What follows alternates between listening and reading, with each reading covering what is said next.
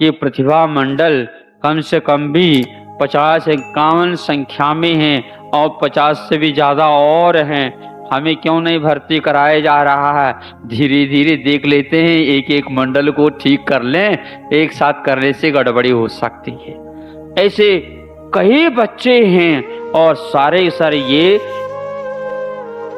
Graduation या post graduation जिनको बोलना चाहिए, स्नातक और स्नातकोत्तर को किए हुए हैं, कोई शोध भी कर चुके हैं, कोई और शोधरत भी हैं, ऐसे सारे हैं। और एमएससी भी है, एमकॉम भी है, एमए भी है, पीएचडी भी है और अब संस्कृत निष्ठ होने के लिए वे कटिबद्ध हो गए हैं और ऐसे अहर्निश रात दिन आर्यका संघ के सानिध्य में रह करके वे अपना आगे बढ़ा रहे हैं। इनका पूर्ण आजीवन ब्रह्मचर्य व्रत हो चुका है और इनका संकल्प है कि हम अपने धर्म ध्यान करते हुए अहिंसा धर्म की साधना का दिन तैयार हैं। हमने शुद्धोदय में ये संकल्प इनसे करवाया और सहर्ष इन्होंने उसको स्वीकारा। 3 महीने तक उसको संकल्पित नहीं कराया था, बाद में सोचा, फिर इसके उपरांत तैयार नहीं, जो आप कहोगे उसके लिए तैयार है, तो ये संकल्पित हो गए। आपके ही समाज में से इतने छात्राएं तैयार हैं, आप चाहते हैं हमें धर्म सुनाओ, ये सारे सुनाएंगे नहीं, धर्म आप लोगों को देखना है तो इनसे देख सकते हैं। इतने कम उम्र से भी शिक्षण क्षेत्र में ऐसा सात्विक शिक्षण का बोध जो राष्ट्र के प्रति समर्पित होते हुए अहिंसा एवं संस्कृति की रक्षा के लिए ऐसे बच्चे और बच्चियां तैयार हो, ताकि किसी भी प्रकार से यह धर्म की क्षति ना हो। ऐसे मंडल और भी बनने वाले हैं, आप ही लोगों के समाज में से निकाल करके। हम धन नहीं चाहते, जड़ नहीं चाहते, किंतु हम चेतन की भूख रखते हैं। ये हमारा काम है, हमें जड़ की कोई आवश्यकता नहीं। चुन लेते हैं, समाज में विहार करते हुए चले जाते हैं, कोई पसंद आ जाए तो हम उसको चुन लेते और ऐसे खड़े कर देते हैं कि उसको जीवन पर्यंत। हम वृद्धों को कम पसंद करते हैं क्योंकि उनको खिलाना पिलाना तो पड़ता है और ज्यादा काम होता नहीं। ऐसा काम करे कम से कम 30-40 वर्ष तक जो है काम हमारी संस्था चल जाए, तो फिर बाद में भगवान देखिए ऐसा भी हो सकता है। इस प्रकार के व्यक्ति को तैयार करके करते हैं। तो यह बहुत खुशी की बात है कि यहाँ के भी बच्चे इसमें शामिल है, हरियाणा तक के बच्चे शामिल हैं और महाराष्ट्र के भी हैं इसमें और बुंदेलखंड के तो हैं ही। इस प्रकार 50 बालिकाएं जिन्होंने एक प्रकार से इस प्रकार के व्रत लेकर के बड़े उत्साह के साथ, अब हमने सोचा था कि 4 महीने यहाँ के भी आसपास के बच्चियां थी और हमारा छात्रावास सडनली यहाँ पर इंदौर में हो गया। वो लोग सोचने लगे कि हम तो इंदौर के होते हुए भी अब यहाँ पर नहीं रह पाएंगे और उनको उज्जैन जाना पड़ा। उज्जैन में पढ़ते रहे और चातुर्मास हमारे यहाँ पर होता रहा। हमने सोचा कि यह प्रतिभा मंडल के लिए ही पीछे प्रदान कर दिया जाए तो सबसे अच्छा होगा और उनका उत्साह बढ़ गया।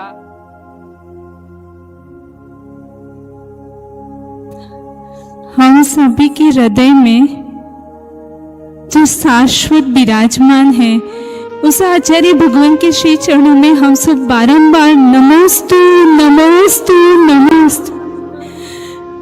आज आचार्य श्री एक ही भाव आ रहा है कि प्रत्येक क्षण बस आपके चरणों में हम नमन, कोटि कोटि नमन ही करते रहे। आचार्य श्री आज सब बहनें,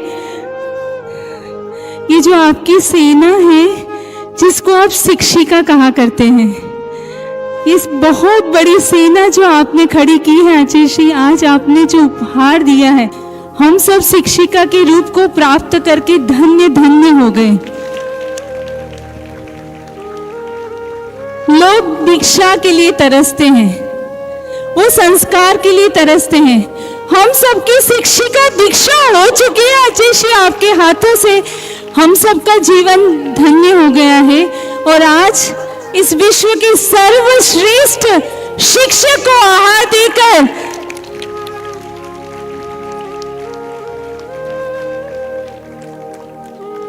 शिक्षा के जिन सूत्रों को हम सब कोई जानते नहीं थे, भिन्न भिन्न विश्वविद्यालय महाविद्यालय से लौकिक शिक्षा लेकर आए थे, शिक्षा का सही स्वरूप भी हमें अवगत नहीं था।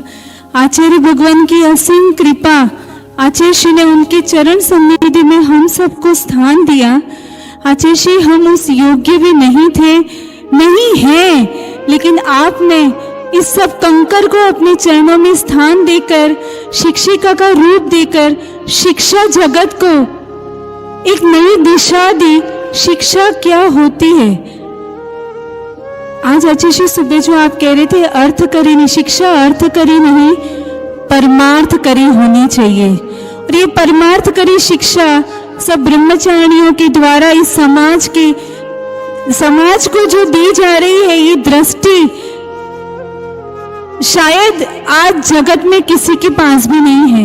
ये दृष्टि आचार्य श्री आपने इस जगत को दी और शिक्षा के नवीन स्वरूप को, प्राचीन स्वरूप जो प्राचीन शिक्षा थी, उस प्राचीन शिक्षा को आपने पुनर्जीवित किया और उस प्राचीन शिक्षा को पुनर्जीवित करने में हम सबको निमित्त बनने का ये जो सौभाग्य मिला है आचार्य श्री, हम सभी लोग आपके चरणों में बार बार कृतकृत्य होकर नमन करते हैं। आपकी असीम कृपा की हम आपके चरणों में यही प्रार्थना करते हैं कि हम आपकी आज्ञा को उठाने के पात्र बन सके।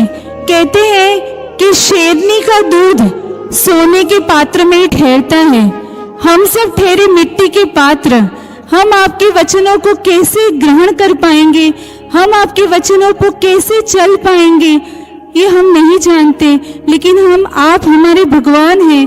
हम आपके चरणों में प्रार्थना करते हैं कि हमारी ऐसी पात्रता बने। हम आप जो सोचते हैं वही सोचे, आप जो कहते हैं वही बोले और आप जो चाहते हैं वही करें। यही हम प्रभु के और आपके श्री चरणों में बारंबार बारंबार भावना करते हैं। नमोस्तु आचार्य श्री, नमोस्तु आचार्य श्री, नमोस्तु आचार्य श्री। आचार्य श्री ने हम लोगों को बताया कि इस कार्य को छोटा नहीं समझना, ये बहुत बड़ा कार्य है और ये बहुत अच्छा कार्य है।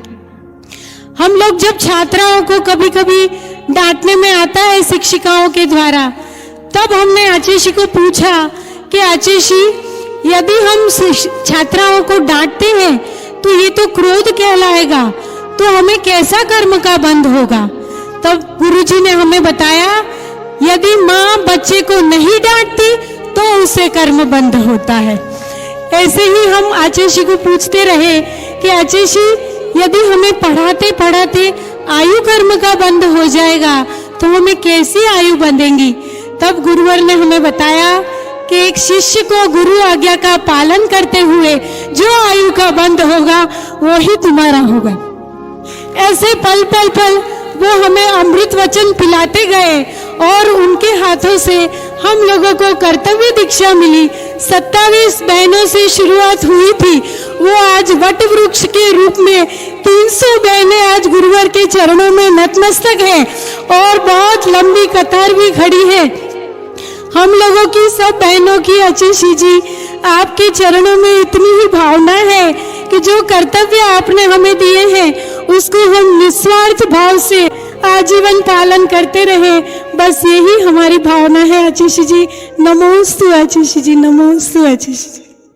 मैं जिनके लिए तरसा हर पल